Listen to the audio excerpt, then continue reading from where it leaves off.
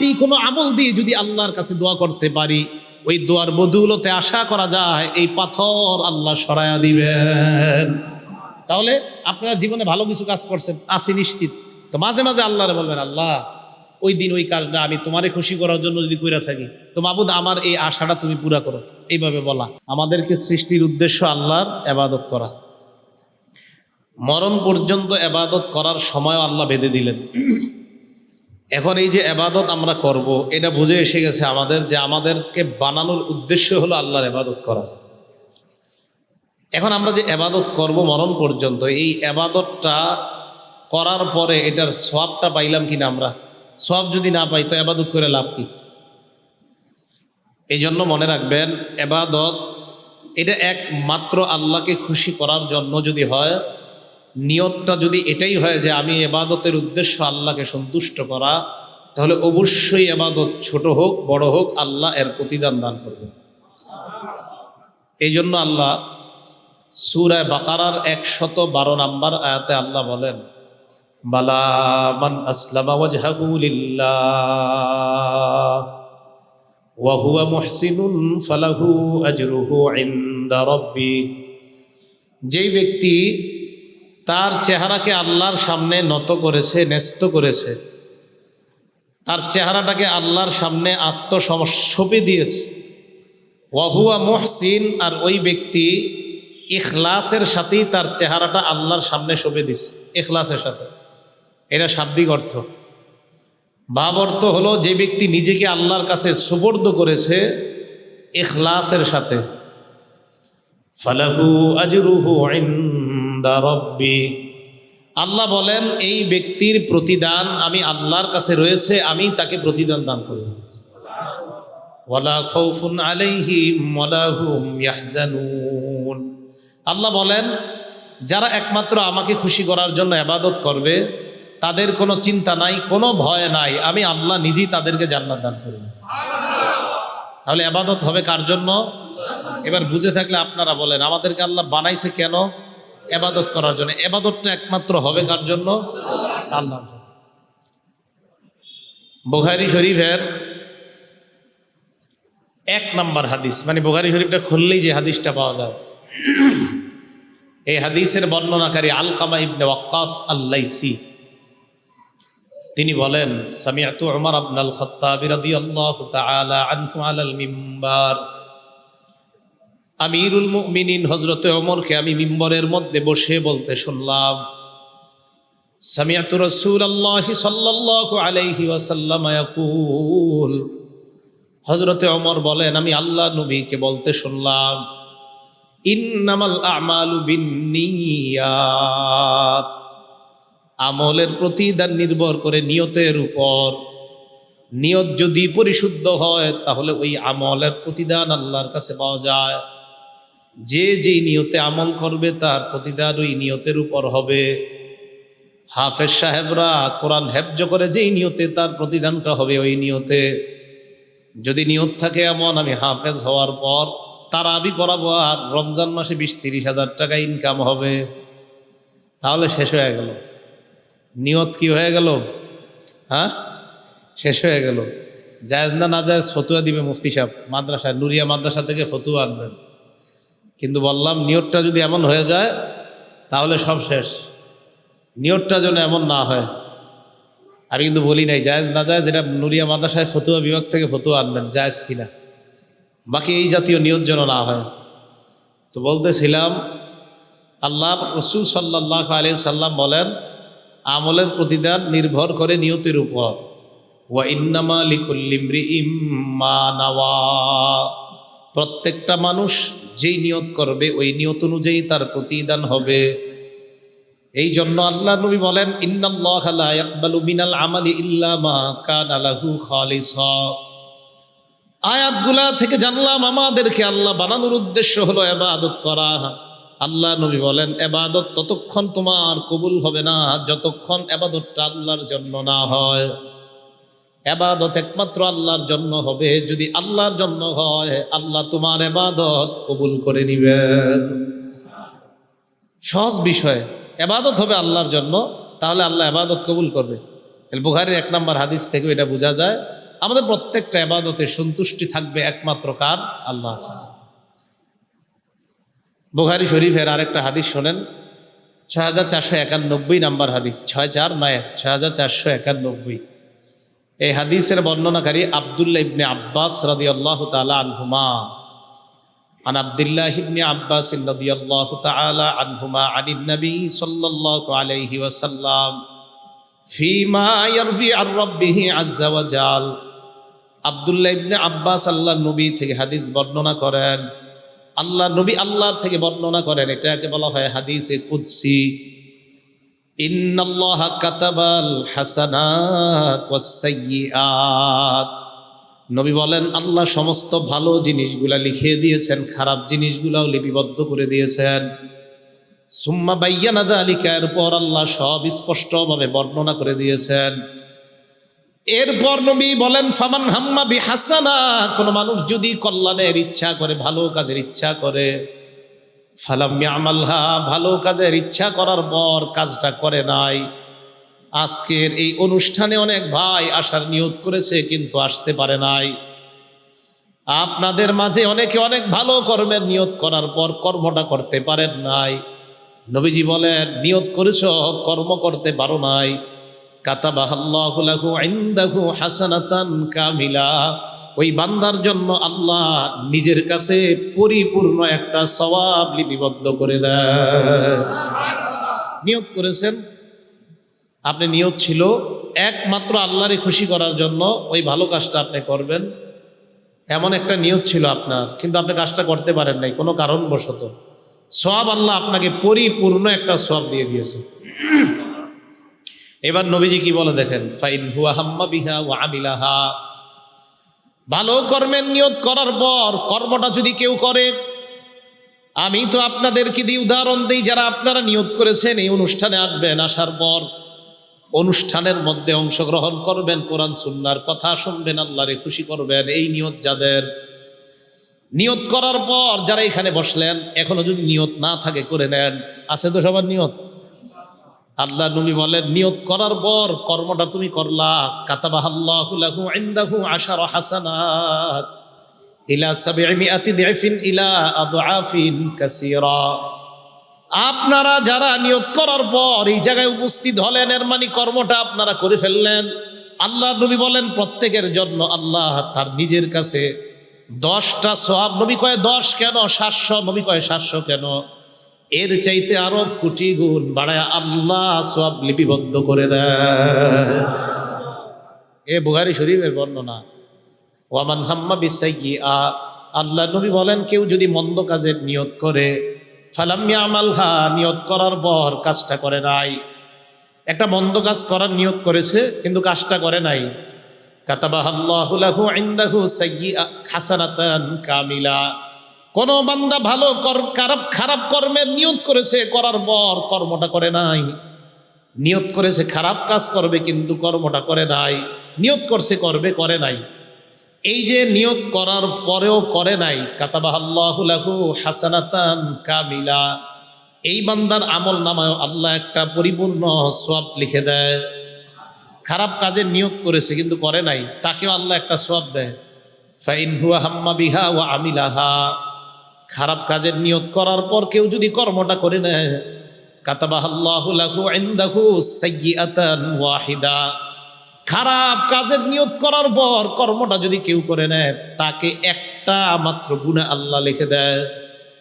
খারাপ কাজের নিয়ত করার পর এই খারাপ কাজ করলে তার আমলনামায় গুনাহ কয়টা? ভালো কাজের নিয়ত করার পর এই ভালো কাজটা করলে সওয়াব কয়টা? 10, 10 থেকে 700, 700 থেকে বাড়ায়া আল্লাহ চাইলে আরো দিতে পারে। তাহলে নিয়ত প্রত্যেকটা আমলের আগে আমাদের নিয়তটা যেন পরিশুদ্ধ নিয়ত হয়। আল্লাহ প্রত্যেকটা ইবাদত করার আগে আমরা যেন নিয়ত পরিশুদ্ধ করে ইবাদত করতে পারি, আল্লাহ তৌফিক দান করেন। নাসাই শরীফের একটা হাদিস শোনেন, শোনার পর আজকে থেকে আপনারা এই আমলটা করার চেষ্টা করবেন যদি পারেন। নাসাই শরীফের 1787 নাম্বার হাদিস, 1787 নাম্বার হাদিস। এই হাদিসের বর্ণনাকারী আবু দারদা রাদিয়াল্লাহু তাআলা, নবীজির সাহাবা। উনি বলেন বিসমিল্লাহ,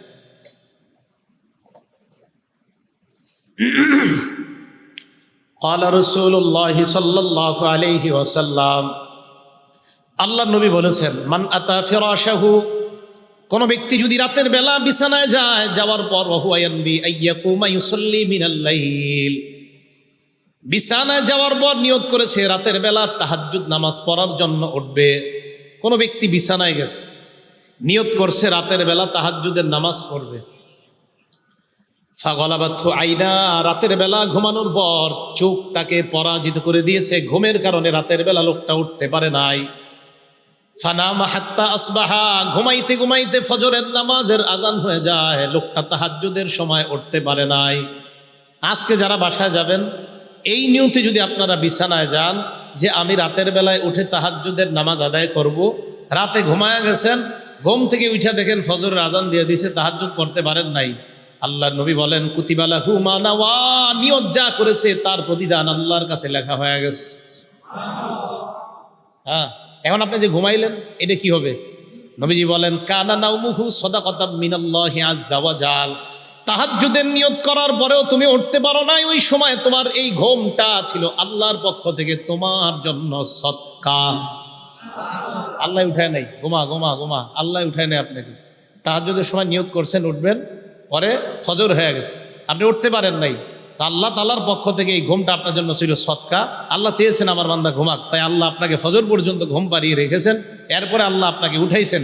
তো তাহাজ্জুদে যে আল্লাহ আপনাকে উঠতে দেয় নাই, নবী কয় একদিক দিয়ে এটা তোমার কাছে আল্লাহর পক্ষ থেকে সদকা, আরেক দিক দিয়ে ঘুমায় রইছো তো কি হয়েছে, আল্লাহ তোমার আমল নামায় তাহাজ্জুদের সওয়াব লিখে দিয়েছে।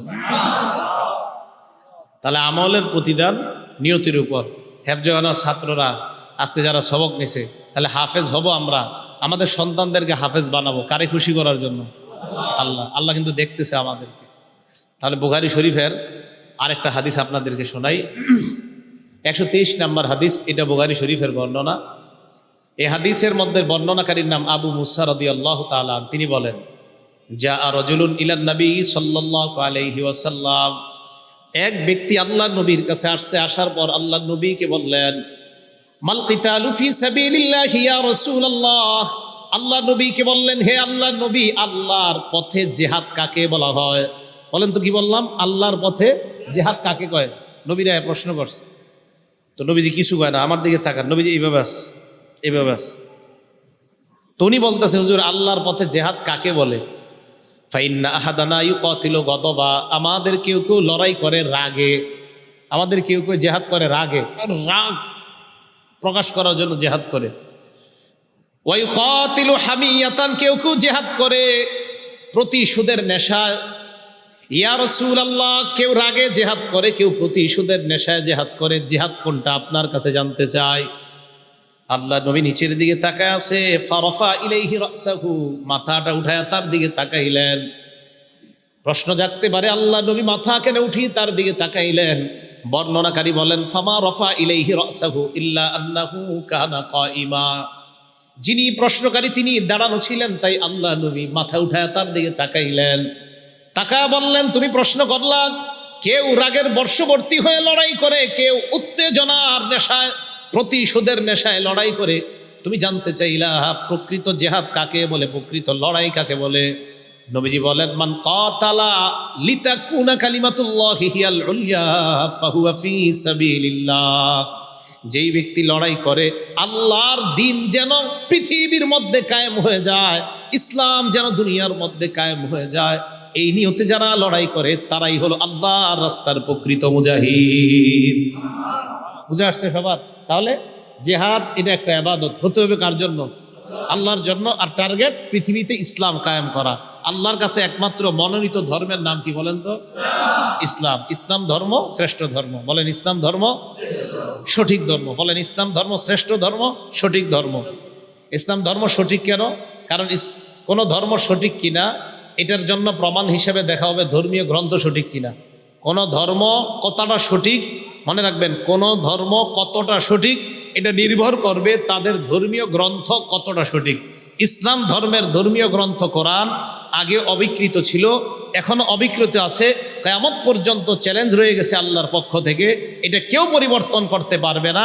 অতএব ধর্মীয় গ্রন্থ যেহেতু পরিবর্তনের সুযোগ নাই, এটা যেহেতু ব্যাঠিক হওয়ার সুযোগ নাই, তাই ইসলাম ধর্ম অশুদ্ধ হওয়ার কোনো সুযোগ নেই। কথা বুঝছেন সবাই? এই কথাটা সারা জীবন মনে রাখবেন। কোনো ধর্ম সঠিক কিনা এটা নির্ভর করবে ওই ধর্মের ধর্মীয় গ্রন্থ কতটা সঠিক। ইসলাম ধর্মের ধর্মীয় গ্রন্থের নাম কি? আল কোরআনের কেউ ভুল ধরতে পারে নাই, কিয়ামত পর্যন্ত পারবে না। অতএব যেহেতু ভুল ধরতে পারবে না, আর এই ধর্মীয় গ্রন্থ যেহেতু সঠিক, অতএব ওই ধর্ম সঠিক। অতএব আমরা বলতে পারি আলহামদুলিল্লাহ যে আমরা ইসলাম ধর্মের অনুসারী, আমরা মুসলমান। কথা বুঝে আসছে ভাই সবার? আচ্ছা, আরেকটা হাদিস শুনে আপনাদেরকে, বুখারী শরীফের এই হাদিসটা, সহিহ বুখারীর 2810 নম্বর হাদিস, 2810 নম্বর হাদিস। এই হাদিসের বর্ণনাকারী আবু মুসা রাদিয়াল্লাহু তাআলা, তিনি বলেন, যা রাজুলুন ইলান নবী সাল্লাল্লাহু আলাইহি ওয়াসাল্লাম, এক ব্যক্তি আল্লাহ নবীর কাছে আসলেন। আসার পর আল্লাহ নবীকে প্রশ্ন করলেন, ইয়া রাসূলুল্লাহ, আর রাজুলু ইউকাতিলু লিল মাগনাম, জিহাদের ময়দানে অনেক সাহাবারা লড়াই করে, অনেক মানুষ লড়াই করে গনিমতের মালের আশায়। জিহাদের ময়দানে কোনো কোনো মানুষ লড়াই করে গনিমতের মালের আশায়, টাকা পাওয়ার আশায়। ওয়ার রাজুলু ইউকাতিলু লিযিকরি, কেউ কেউ লড়াই করে তার নামটা যেন দুনিয়ার মধ্যে ছড়ায়া যায়, এই নিয়তে লড়াই করে। ওয়ার রাজুলু ইউকাতিলু লিয়ুরা মাকানুহু, কেউ কেউ লড়াই করে তার বীরত্ব যেন দুনিয়ার মধ্যে প্রদর্শন হয়। ইয়া রাসূলুল্লাহ, ফামান ফি সাবিলিল্লাহ, এই তিন ব্যক্তির মধ্যে কোন ব্যক্তি আল্লাহর রাস্তার প্রকৃত মুজাহিদ? নবীজি বললেন, মান কাতালা লিতাকুনা কালিমাতুল্লাহি হিয়াল উলিয়া ফাহুয়া ফি সাবিলিল্লাহ। কোন ব্যক্তি যদি নাম কামানোর জন্য লড়াই করে, কোন ব্যক্তি যদি বীরত্ব প্রদর্শনের জন্য লড়াই করে, কোন ব্যক্তি যদি টাকা পয়সা গনিমতের মাল পাওয়ার আশায় লড়াই করে, আল্লাহ নবী কয় এটা মূলত প্রকৃত মুজাহিদের পরিচয় না। প্রকৃত মুজাহিদ তাকেই বলা হবে যে আল্লাহর সন্তুষ্টির জন্য, ইসলাম দুনিয়াতে কায়েম করার জন্য লড়াই করবে। আমি নবী তাকেই ইসলামের পথে প্রকৃত মুজাহিদ বলে ঘোষণা দিলাম। এটা প্রকৃত মুজাহিদ। আচ্ছা, আপনাদেরকে আরেকটা হাদিস শোনাই। আমাদের আমল কতটা পরিশুদ্ধ, আমলের আগে নিয়তটা কতটা খালেস হওয়া দরকার, আল্লাহর জন্য হওয়া দরকার। আরেকটা হাদিস আপনাদের আজীব হাদিস শোনাই। দেখেন, আবু দাউদ শরীফের 2508 নম্বর হাদিস। এই হাদিসের বর্ণনাকারীর নাম মুসা। মুসা, আবু মুসা না, শুধু মুসা। এই মুসা হলেন আনাস ইবনে মালিক রাদিয়াল্লাহু তাআলা আনহুর ছেলে, নবীর সাহাবা। এই মুসা, উনি বলেন, আমার আব্বা আনাস ইবনে মালিক নবীর সাথে জিহাদের ময়দানে গেছে। যাওয়ার পর রসুল আকরাম সাল্লাল্লাহু আলাইহি সাল্লাম সাহাবাদেরকে বলতেছেন, যেমন আজকে অনেকে এই জায়গায় আসার নিয়ত করেছে, বেচারারা আসতে পারে নাই, এখনো মনটা এখানে পইরা রয়েছে যে কিন্তু আসতে পারে নাই। আসে না এরকম? দেখেন হাদিসটা শুনেন। নবীজি সাহাবাদেরকে বললেন, লাকাদ তারাকতুম বিল মাদিনাতি আকওয়ামা, নবীজি বলেন, তোমরা মদিনার মধ্যে এমন একদল মানুষ রেখে এসেছ, মা সিরতুম মাসিরাতান, সাহাবাদেরকে বলতেছে মদিনার মধ্যে একদল মানুষ তোমরা রেখে এসেছ, মা সিরতুম মাসিরাতান। দাওয়াত ও তাবলীগে বের হন না আপনারা? দাওয়াত ও তাবলীগে বের হওয়ার পর আপনাদের সাথে দুইজনের নিয়ত ছিল বের হবে। মসজিদও আসছে, আপনার সামানা নিয়ে আসছে মসজিদে। আসার পর ওই বেচারার ইতিমধ্যে ফোন আসছে, তোমার আম্মাকে ইমিডিয়েটলি এই মুহূর্তে হসপিটালে নিয়ে যেতে হবে। তখন ওই বেচারা কি করবে? আমির সাহেব বললেন, তোমার এখন জামাতে যেতে হবে না, তুমি তোমার আম্মাকে হসপিটালে নিয়ে যাও। তা আপনারা 3 দিনের জামাতে চলে গেছেন এক মসজিদে। যাওয়ার পর ওই ব্যক্তি হসপিটাল থেকে আমির সাহেবের ফোন দিয়ে খবর নেয়, আমির সাহেব, আমি তো আসার খুব চেষ্টা করতেছি, পারতেছি না, আম্মার সব আমার দেখতে হচ্ছে, খানা আমার আনতে হচ্ছে, আম্মার ওষুধগুলো আমি কিনতে হচ্ছে, আমার যা যা প্রয়োজন আমির সাহেব আমি করতে হচ্ছে, আমি তো চাইতেছি আসতে পারতেছি না। তাহলে উনি হাসপাতালে, ওনার দিল পড়ে আছে আপনাদের সাথে।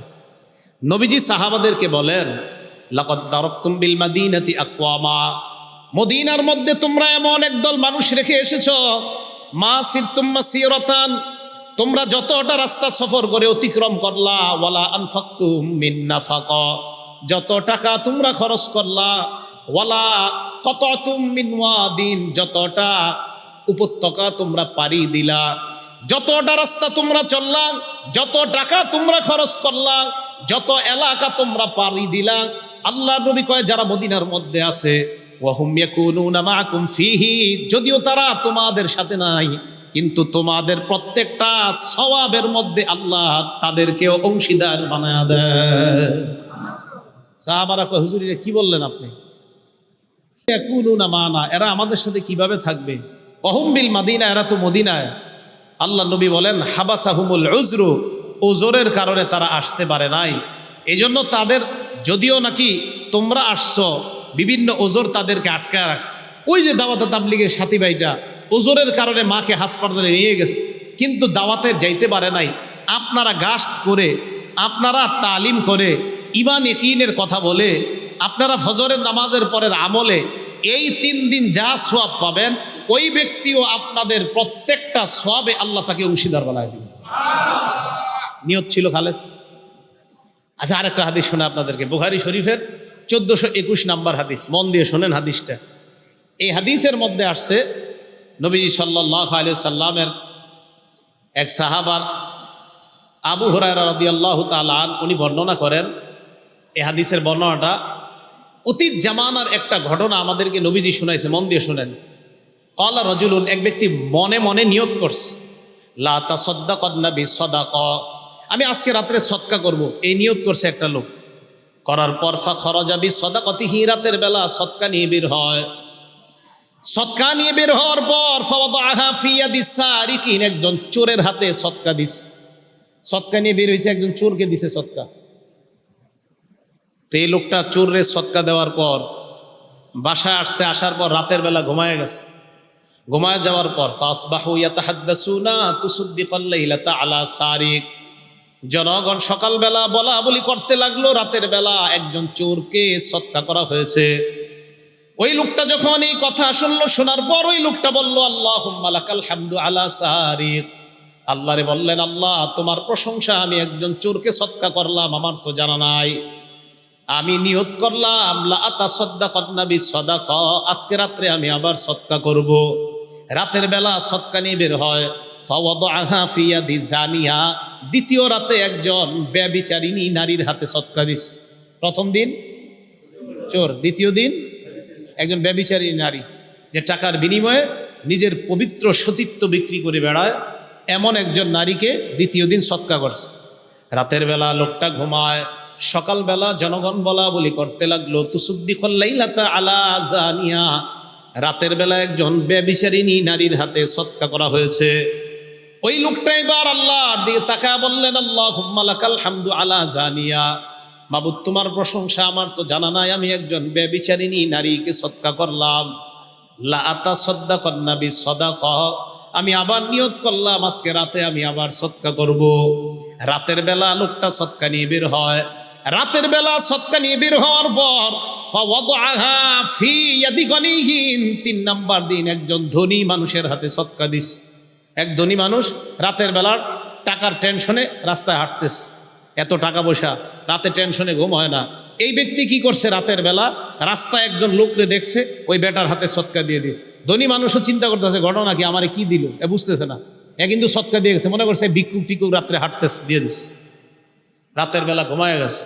সকালবেলা জনগণ বলা বলি করতে লাগলো, লোকটার কি সমস্যা?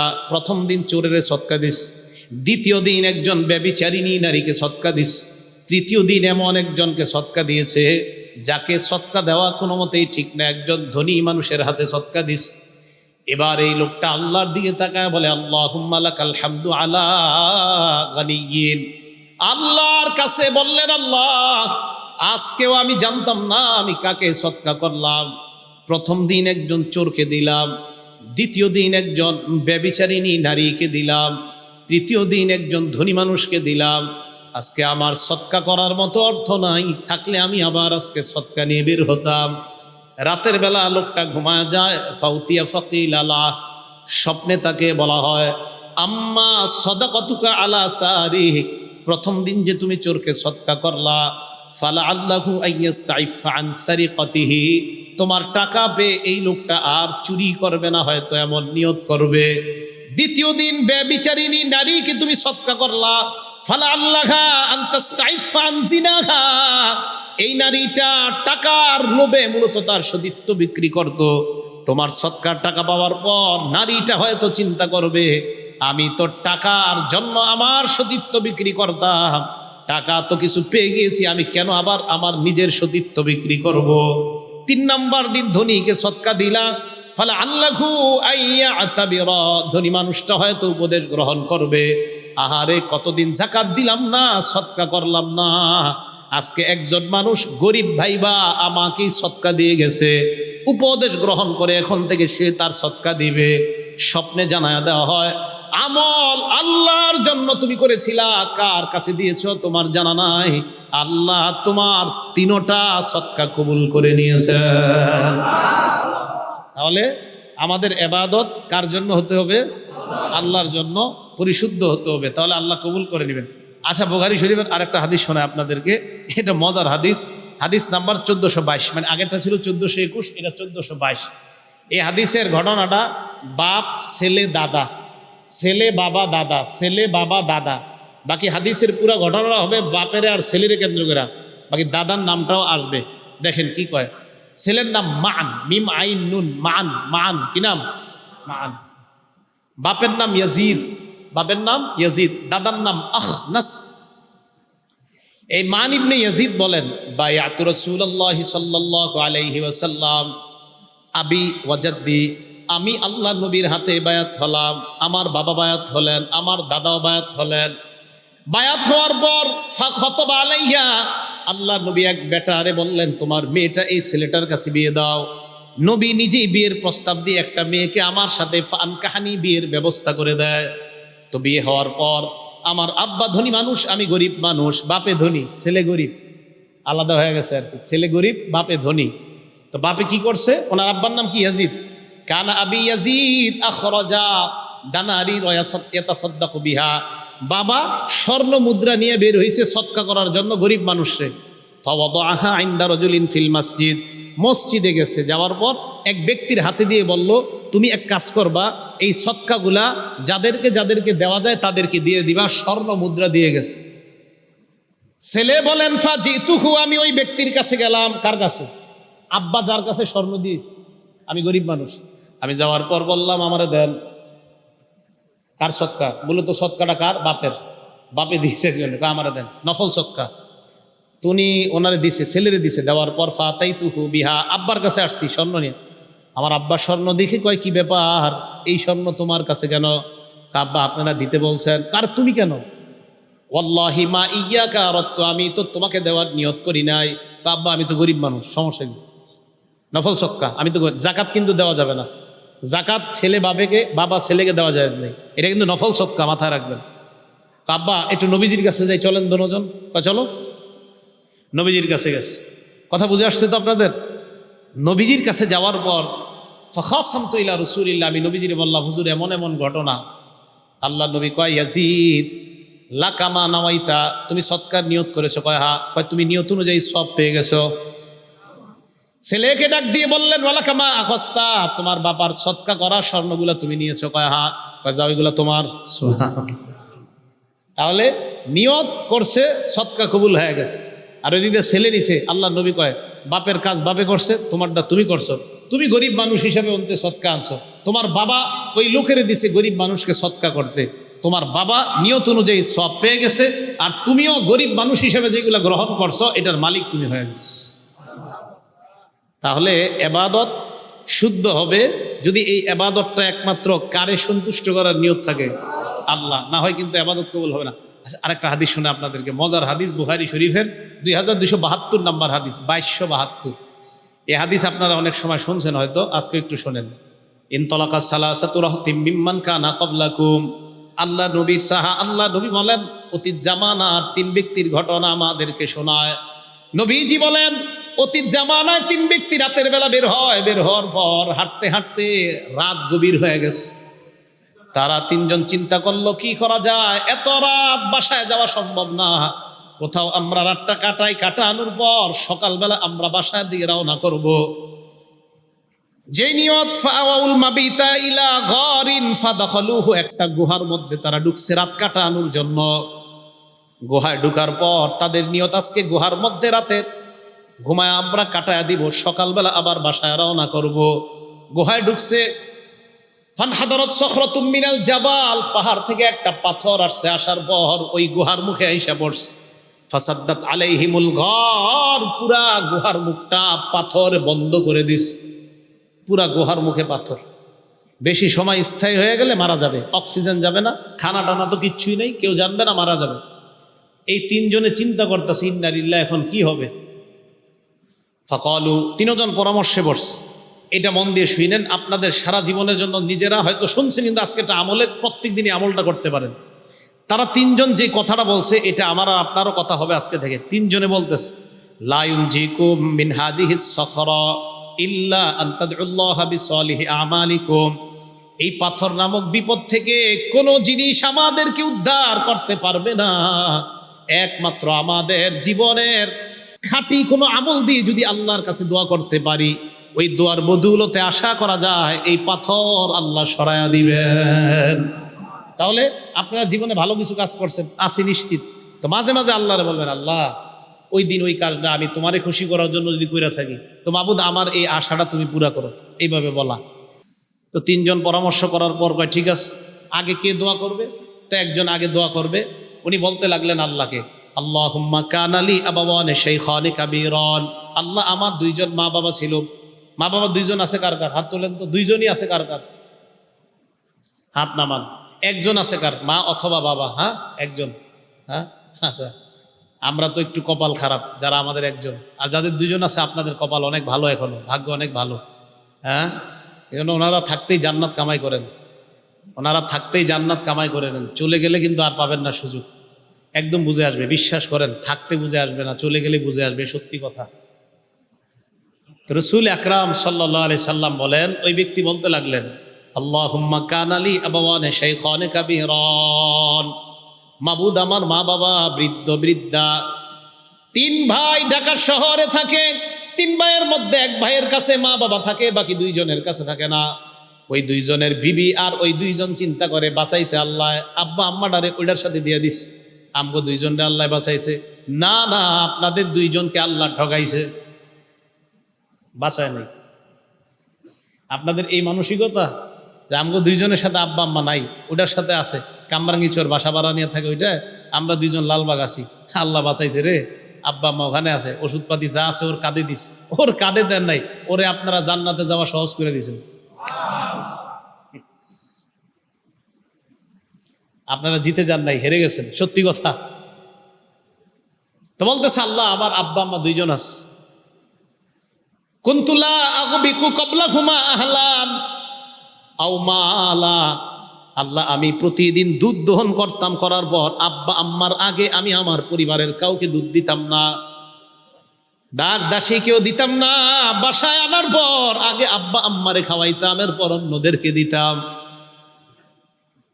এই কথা বলার পর আল্লাহকে বলতে লাগলেন, ফানা আবি ফি তলাবি শাইইন ইয়াওমা। একদিন আমি একটা প্রয়োজনে অনেক দূরে চলে যাই, যাওয়ার পর ফালাম উরিহ আলাইহিমা হাত্তা নামা।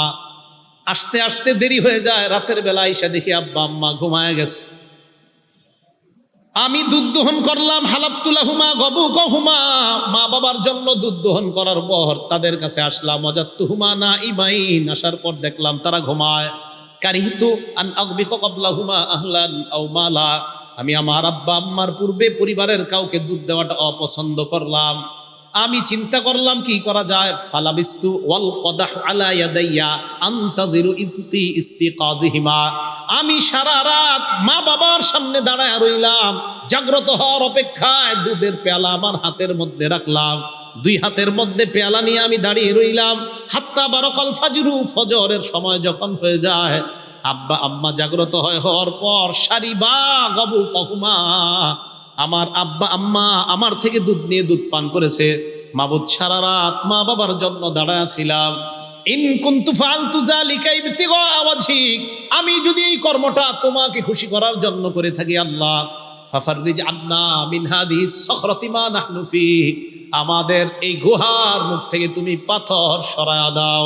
আল্লাহ নবী বলেন, এই দোয়া করার সাথে সাথে তিনজন গুহার মুখের দিকে তাকায়, তাকায় দেখে আস্তে আস্তে গুহার মুখ থেকে পাথরটা সরে যায়।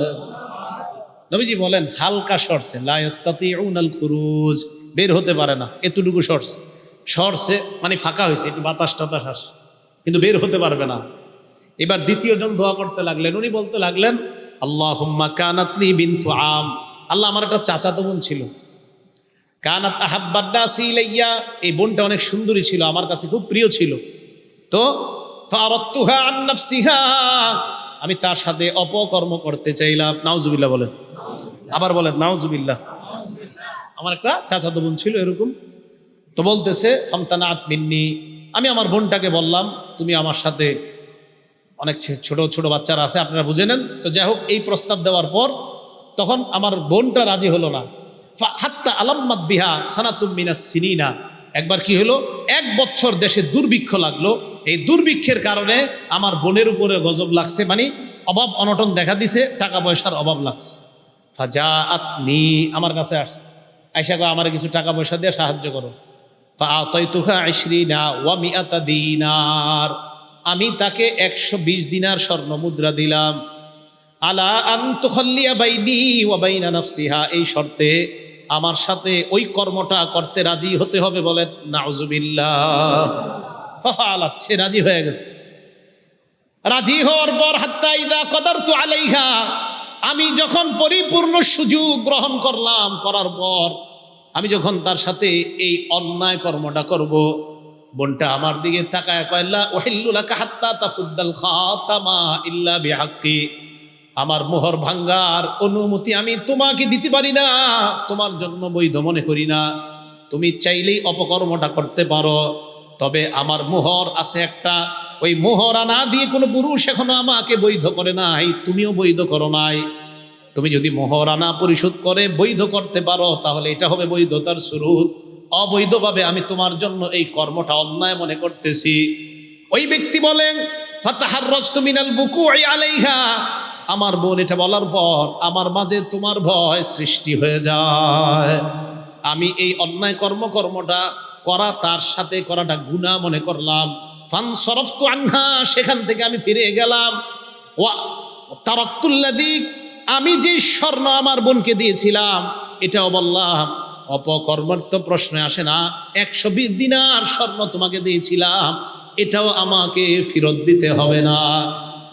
আল্লাহ, আমি যদি তোমাকে খুশি করার জন্য সেদিন এই অন্যায় কর্ম থেকে ফিরে আসি আর এই টাকাগুলা মাফ করে দিছি, মাবুদ যদি তোমাকে খুশি করার জন্য হয়ে থাকে আমাদের এই গুহার মুখ থেকে তুমি পাথর সরায়া দাও। নবীজি বলেন তারা তাকায় দেখে আস্তে আস্তে পাথরটা আর একটু সরে যায়, গয়রা আন্নাহুম লা ইস্তাতিউনাল খুরুজ, তবে বের হওয়ার মতো এখনো সরে না। সরস বাকি আছে কয়জন? এই একজন কয় আল্লাহুম্মা ইন্নী ইস্তাজারতু উজারা, আল্লাহ আমি শ্রমিক নিয়োগ দিয়েছিলাম কাজে, ফাআতাইতু আজরাহুম, শ্রমিকদেরকে তাদের পারিশ্রমিক দিয়ে দিয়েছি, গয়রা রাজুলিন ওয়াহিদ, একজন ছাড়া, এক ব্যক্তি তার পারিশ্রমিক না গিয়ে চলে গেছে, হাদিসে আসছে ওয়া তারাকাল্লাযী লাহু ওয়া যাহাবা, তার পারিশ্রমিক না নিয়ে সে চলে গেছে। আমি চিন্তা করলাম কি করা যায়, ফাসাম্মারতু আজরা, আমি তার পারিশ্রমিকটা ব্যবসা খাটাইলাম। সুবহানাল্লাহ। এই যুগের গার্মেন্টস মালিকরা এটা করবে? আল্লাহ জানে, হয়তো করবে, আছে ভালো মালিক থাকতেও পারে।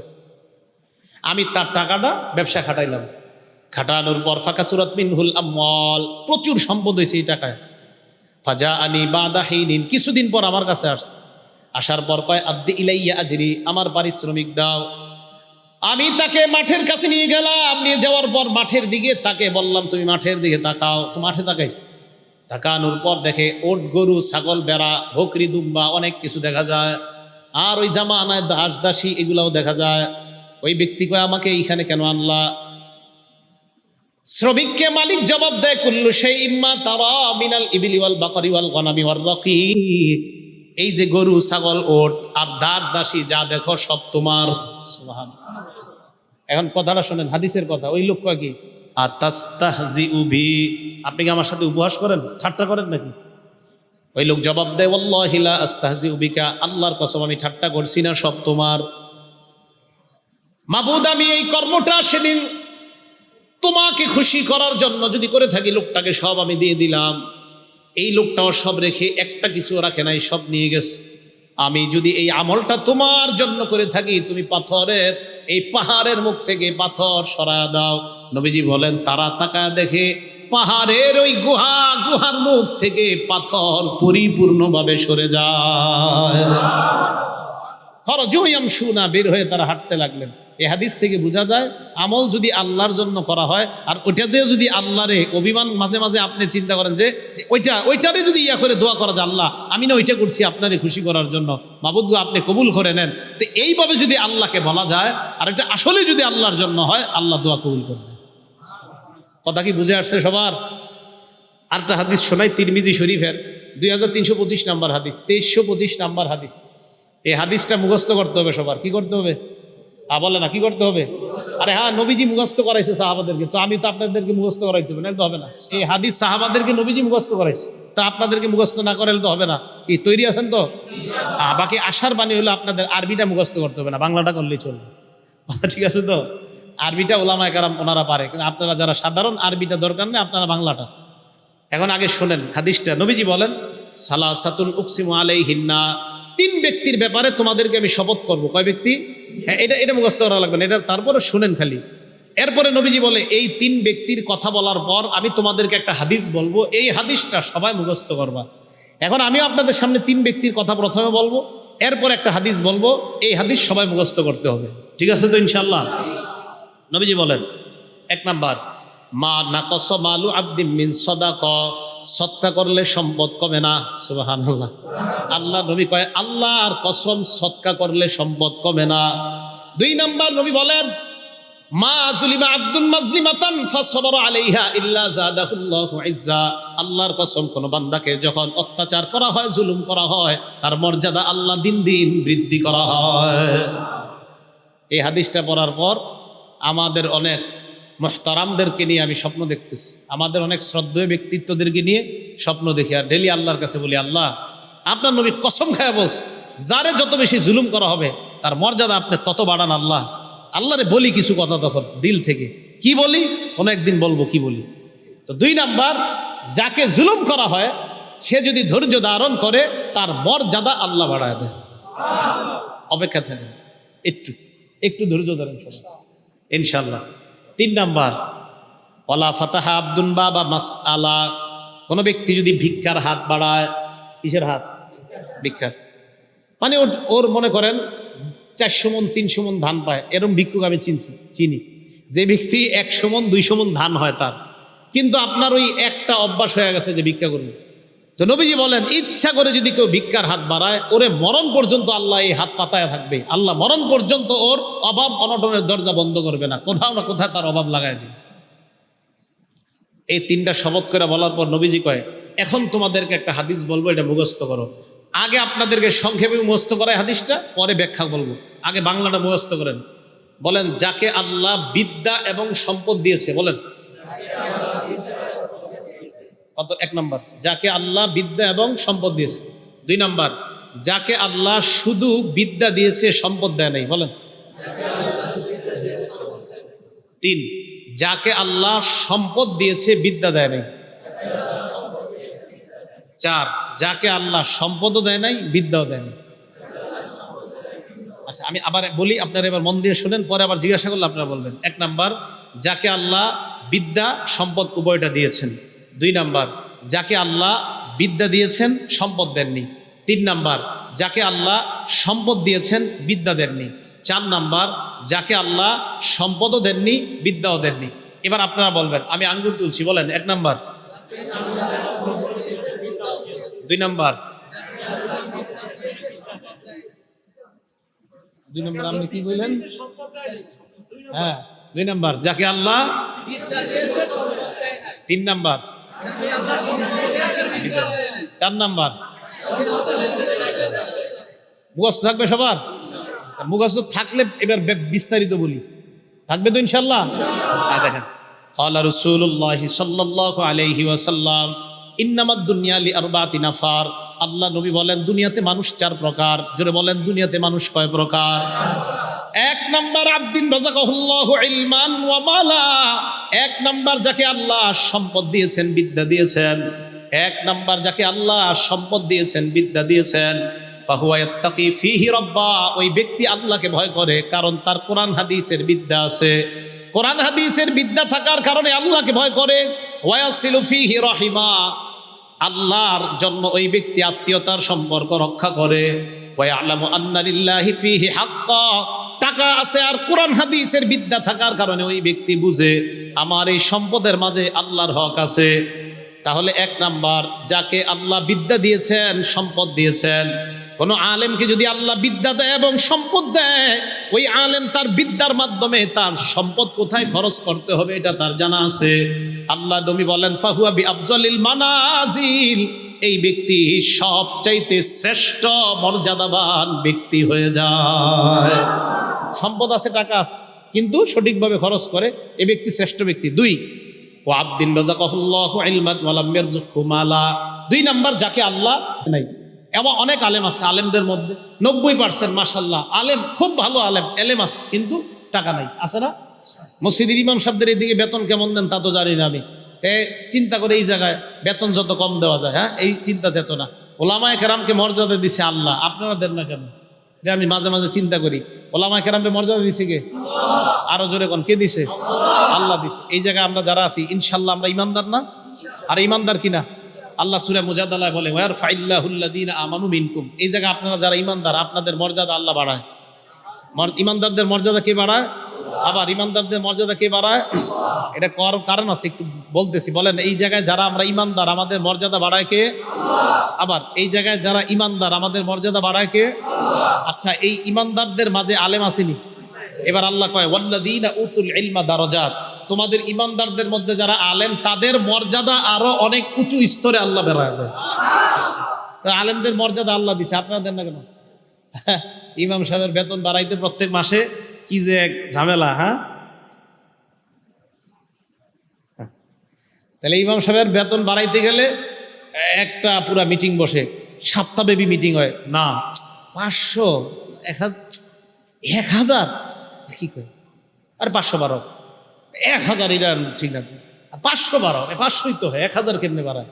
এটা নিয়ে মিটিং চলতে থাকে, পুরো 1 মাস চলে যায়, কি এক ঝামেলা।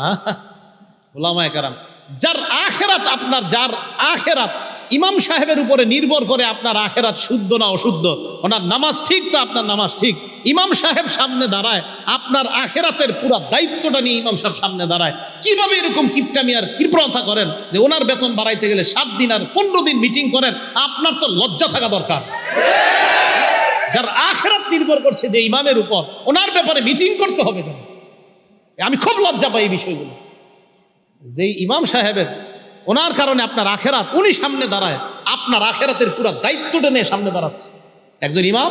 হ্যাঁ, আপনি জানেন আমি সামনে সাধারণত ভয়ে দাঁড়াইতে চাই না, সামনে যে দাঁড়াই না কেন, পিছনে হাজার হাজার মানুষের দায়িত্ব এটা। আমি মাঝে মাঝে ইমামদেরকে নিয়ে চিন্তা করি, একজন ইমাম কতগুলা মানুষের আখেরাতের দায়িত্ব নিয়ে সামনে দাঁড়ায়, ওনার ক্ষেত্রে মুসল্লিদের মধ্যে আমরা কি পরিমাণ চিন্তা চেতনা, আর যে কত টেনশন ইমাম রে নিয়া, নাউজুবিল্লাহি মিন যালিক। বলেন, ইমামদেরকে সম্মান করবো তো ইনশাআল্লাহ? সম্মান করেন। সম্মান কেন সম্মান করবেন জানেন? ইমাম যেই জায়গায় দাঁড়ায়, ওই জায়গায় দাঁড়ায় নবীজি ইমামতি করতেন। হ্যাঁ, বলেন, ইমাম যেই জায়গায় দাঁড়ায় সেখানে দাঁড়ায় ইমামতি কে করতেন? আবার বলেন, যেই জায়গায় ইমাম সাহেব দাঁড়ায় ওখানে দাঁড়ায় ইমামতি কে করতেন? ঠিক আছে, সম্মান আরো কমানো না। যদি বুঝলেন তো ভালো কথা, না বুঝলে আর বুঝানো যাবে না। নবীজি যেখানে দাঁড়িয়ে নামাজ পড়াইতেন সেখানে ইমাম দাঁড়ায় নামাজ পড়ায়। আবার বলছি, নবীজি যেখানে দাঁড়িয়ে নামাজ পড়াইতেন এখানে ইমাম দাঁড়িয়ে নামাজ পড়ায়। তো ওনার সম্মান কিভাবে দিবেন আমি আর বুঝাইতে পারছি না, শুধু একটুকুই বললাম। যেখানে নবীজি দাঁড়িয়ে নামাজ আদায় করতেন, যেখানে নবীজি দাঁড়িয়ে সাহাবাদেরকে নামাজ পড়াইতেন, সেই জায়গাগুলোতে আল্লাহ তার নির্বাচিত বান্দাদেরকে দাঁড় করাচ্ছে, নবীওয়ালা দায়িত্বটা তার মাধ্যমে আল্লাহ পূরণ করতেছে। এখন তার সম্মান কিভাবে দিবেন আমি আর কিছু বলবো না, শুধু একটা কথা বলে গেলাম যে নবীজি যেই জায়গায় দাঁড়াইতেন সেখানে ওই ইমাম দাঁড়াচ্ছে, তার মর্যাদা কিভাবে দিবেন আপনারা চিন্তা করেন। নবীজির মহব্বত করেন না সবাই? বোঝা যাবে করেন কিনা। আসেন, 1 নাম্বার, যাকে আল্লাহ সম্পদ দিছে, বিদ্যা দিছে, মনে আছে তো? 2 নাম্বার, ওলামায়ে কেরাম, এলেম আছে, সম্পদ নাই। এলেম আছে, সম্পদ নাই। তো উনি চিন্তা করে, আল্লাহ আমার যদি সম্পদ থাকতো, লামিল তো মিসলা আমালি ফুলান, আমিও তার মতো দান করতাম। আমার সম্পদ নাই তাই আমি দান করি না, যদি থাকতো আমি তার মতো দান করতাম। আল্লাহ নবী বলেন ফাজরুহুমা সাওয়া, প্রথম ব্যক্তি যেমন দুনিয়ার শ্রেষ্ঠ বান্দা, দ্বিতীয় ব্যক্তিও আল্লাহর কাছে ওই প্রথম ব্যক্তির মতো শ্রেষ্ঠ হয়ে যায়। দ্বিতীয় জনের টাকা পয়সা দান না করে প্রথম জনের মতোই নিয়ত। এবার 3 নাম্বার কে জানি? যাকে আল্লাহ সম্পদ দিছে, বিদ্যা দেয় নাই। ও আবদিন রাযাকাহুল্লাহু মালাম নালাম ইয়ারযুকহু ইলমা, যাকে আল্লাহ সম্পদ দিয়েছে বিদ্যা দেয় নাই, এই ব্যক্তি এবার সম্পদ কি করে? ফাহুয়া ইয়াখবিতু ফি মালিহি, তার সম্পদ যেমনি ইচ্ছে এমনি খরচ করে।